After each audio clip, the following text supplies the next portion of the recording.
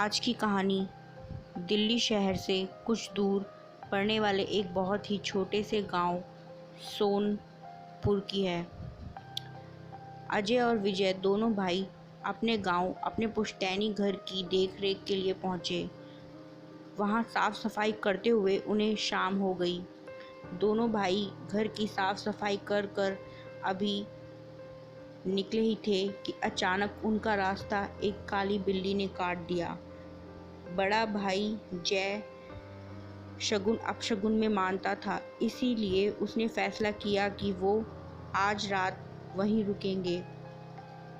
उनकी किस्मत अच्छी थी कि उनके गांव में लाइट आती थी और उन दोनों भाइयों को खाना बनाना भी आता था। दोनों भाइयों ने घर में ही खाना बनाया और खाना खाने बैठ गए। अचानक ही लाइट भाग गई। तभी छोटे भाई विजय को ऐसा लगा जैसे किसी ने उसके बाल खींचे हों। वो काफ़ी हैरान हुआ क्योंकि ये उसका बड़ा भाई तो नहीं हो सकता था। तभी बड़े भाई जय ने अपने मोबाइल की टॉर्च ऑन की और अपने छोटे भाई विजय से कहा, तुम्हें घबराने की ज़रूरत नहीं है, चलो खाना शुरू करते हैं। छोटे भाई विजय ने जैसे ही खाना खाना शुरू किया तभी उसकी सब्ज़ी की कटोरी में एक लकड़ी का टुकड़ा निकला, जिसे देख वो हैरान हुआ, ये कहाँ से आ गया। तभी बड़े भाई जय ने उस लकड़ी के ऊपर अपने मोबाइल की टॉर्च मारी तो दोनों भाई हक्के बक्के रह गए। वो कोई लकड़ी नहीं बल्कि इंसान की उंगली की हड्डी थी।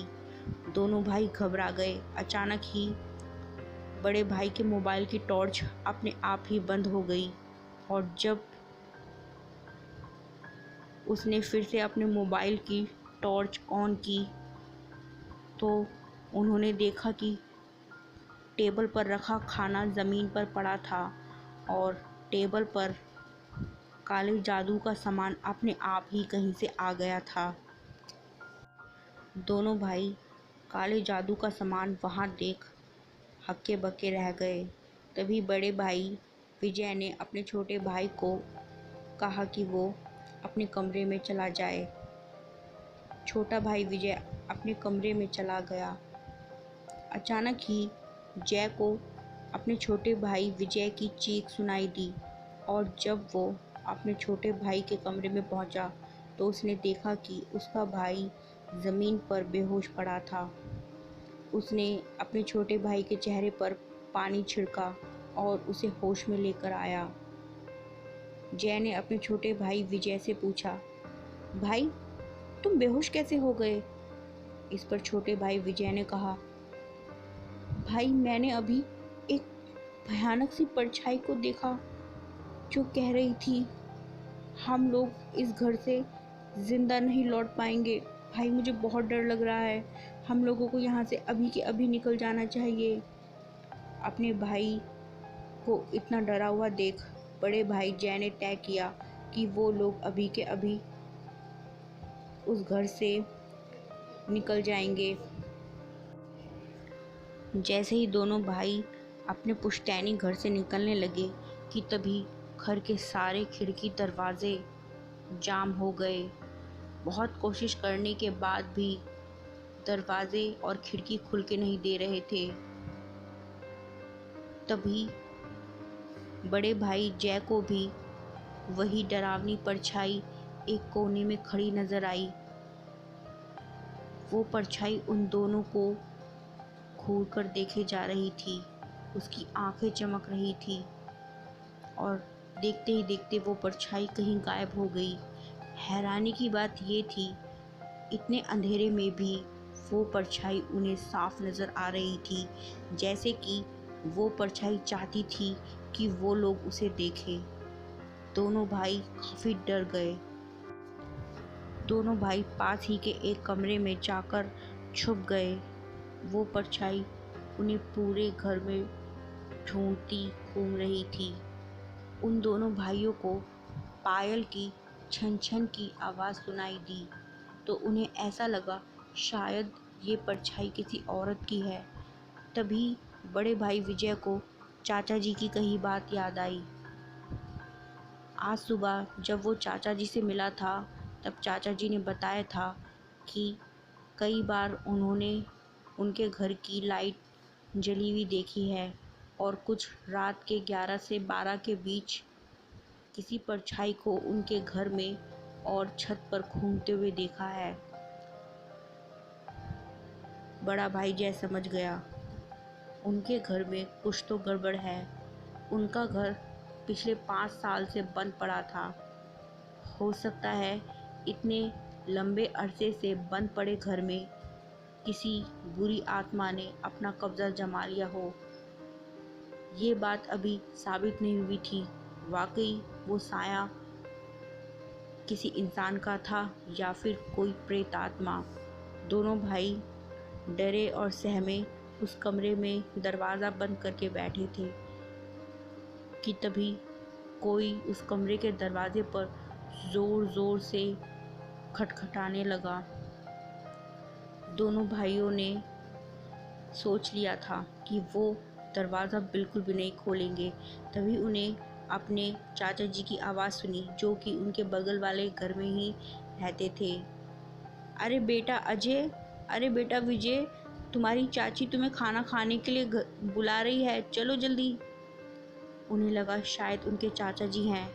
बड़े भाई जय ने जैसे ही दरवाज़ा खोला, कमरे के बाहर कोई भी नहीं था। तभी एक अदृश्य शक्ति आई और उसने जय के पैर पकड़े और उसे खचेड़ती हुई छत पर लेकर पहुंच गई।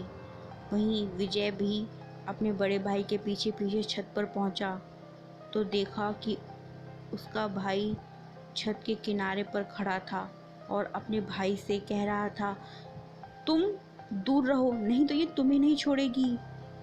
विजय को अपने भाई जय के अलावा वहाँ कोई नहीं दिखाई दे रहा था, लेकिन जय ऐसा बर्ताव कर रहा था जैसे कि उसके पास कोई खड़ा हो।